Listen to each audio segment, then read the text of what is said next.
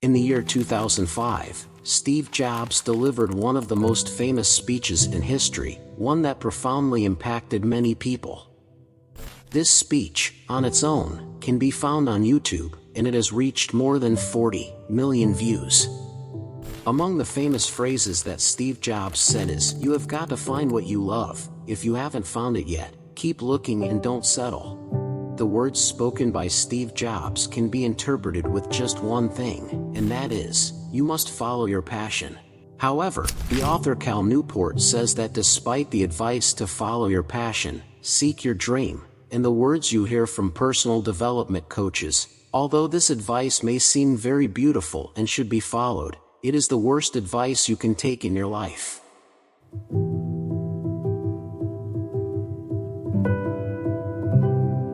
Welcome, my friend, to the book So Good They Can't Ignore You by Cal Newport. This book will reveal to you one of the best ways to love your work and at the same time master it. The author says that there is no problem with loving what you do, but the problem lies in the way you want to achieve it. The approach that relies on the advice to follow your passion, the author calls it the passion hypothesis. This hypothesis says two things. First, it tells you that you are supposed to have a pre-existing passion for what you love, something you were born with, that you must discover. However, the author points to different research that contradicts this. For example, in a study conducted at Yale University, on a very large group of people in different professions, and with different experiences, they discovered that people who love their work are indeed those who have significant expertise in that field, but they did not have a pre-existing passion for that work. In another experiment conducted on a group of Canadian students who were about to graduate, they found that 84% of the students had a passion for things outside of work, such as hobbies like hockey or card games. Things that had nothing to do with the specific field they were going to work in.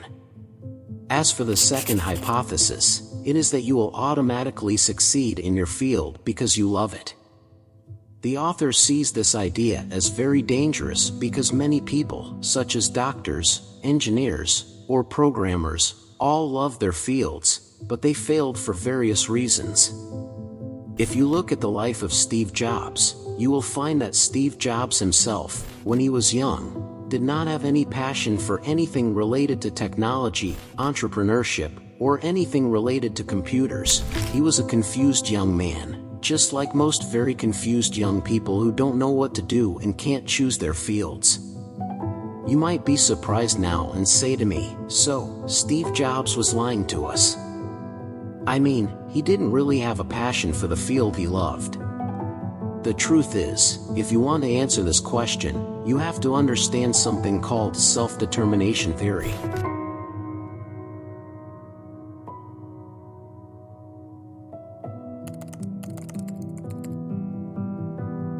This theory relies on what is called intrinsic motivation, and intrinsic motivation is what motivates you to pursue a certain thing from within.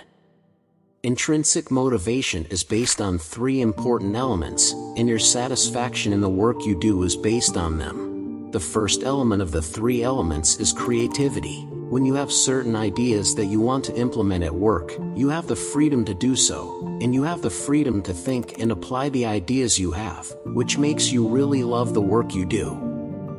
The second element is control. The idea here is that you have a high level of control. You control the time, the place, and the people you work with. The more control you have over your work, the more you love the work. The third and final element is impact. The more your work has a positive impact on the people around you, and you feel that you are really achieving a specific goal, the greater your love for the work. For example, if we have two engineers, one of them has the ability to express his ideas and has the ability to manage his time and schedule, so he can complete the work at the right time that suits him. At the same time, he has the ability to influence many people because he is working on an important project. If you compare this person to another engineer, he is unable to make decisions, his manager tells him what to do precisely, and he cannot control his schedule. At the same time, he works on unimportant projects. You will find that the first engineer loves his work much more than the second engineer. But now you may ask me, how can I achieve these three elements? How can I have creativity, control, and influence?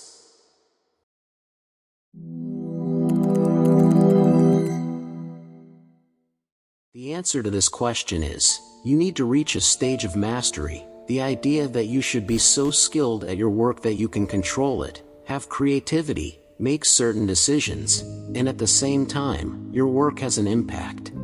In order to reach this stage of mastery, you must have a specific way of thinking, and this way is called the Craftsman's Mindset. This mindset is the opposite of the passion mindset. This mindset says that you must acquire as many skills as possible, the skills that the author calls functional capital. The more skills you have, the more your career capital increases, and this allows you to reach job satisfaction in the future, so you can really love the work you do. The author gave an example of a person named Laura. Laura had a lot of experience in the field of accounting, but one day she decided to open her own business by creating a yoga training studio. However, Laura did not have enough experience in the business field, so when the global crisis occurred in 2008, Laura lost the project completely because she could not manage this project, and she did not have the necessary experience to deal with these circumstances. On the other hand, the author gave an example of someone named Bill McKibben. Bill, at the end of his exercises, wrote one of the most famous books in the field of the environment, titled The End of Nature. This book was a reason for his great fame and success to the extent that he became completely devoted to writing. He reached a stage where he works at any time he wants and has complete control over his life.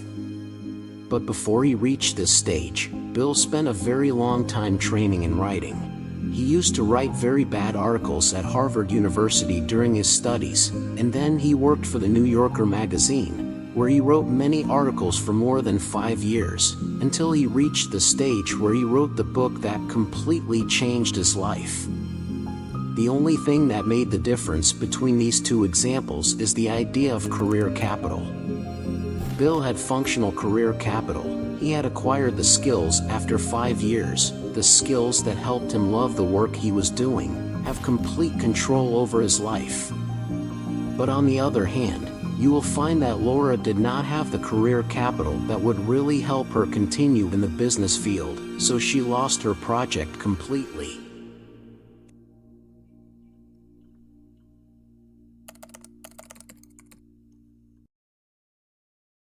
If you are a recent graduate or if you want to switch fields, the best thing to learn is how to accumulate career capital that helps you change or start the field you desire.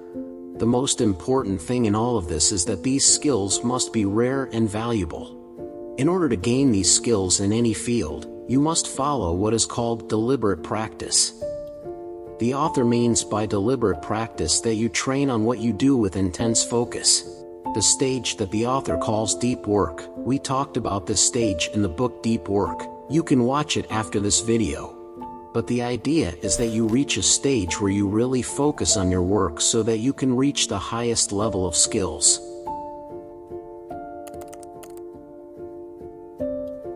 There are two types of people. The first type thinks with a passion mindset, and the second type thinks with a craftsman's mindset. If you want to reach a stage where you love the work you do, you must have three things. You must have creativity, you must have control, and you must have an impact. If you want your work to have these three elements, you must think in a craftsman's mindset. This mindset relies on you acquiring skills called career capital that helps you really love the work you do. The author says a very beautiful sentence: if you want to love what you do what Steve Jobs did, not what he said. Or in other words, try not to listen to emotional words, but try to focus on the actions that people have taken, the actions that people like Steve Jobs have taken that help them acquire the skills to really succeed in their field of work. Do not forget to subscribe for more explanations of books. If you want any book that you would like me to explain or any question, you can ask it in the comments. I hope you, my friend, that you find the appropriate work that you love. Thank you for watching. Goodbye.